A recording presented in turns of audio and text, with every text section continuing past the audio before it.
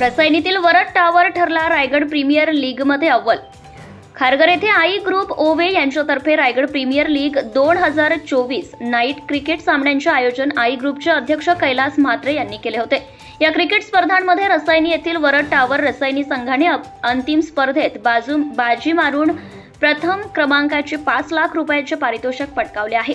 माजी सरपंच संदीप मुंढे हे या टीमचे मालक असून वरद टॉवर रसायनीच्या संघाने उपस्थित मान्यवरांच्या हस्ते प्रथम क्रमांकाचे पारितोषिक स्वीकारले।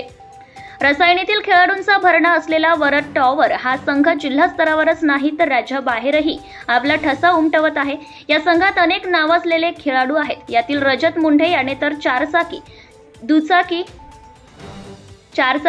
दुचाकी 15 तसेच लाखो रुपयांची पारितोषिके जिंकली आहेत।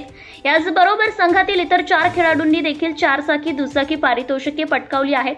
रसायनीतील वरद टॉवर संघाने मुंबईतील, पुण्यातील आणि दिल्लीतील अनेक संघांना धूळ चारून विजय संपादन केला आहे।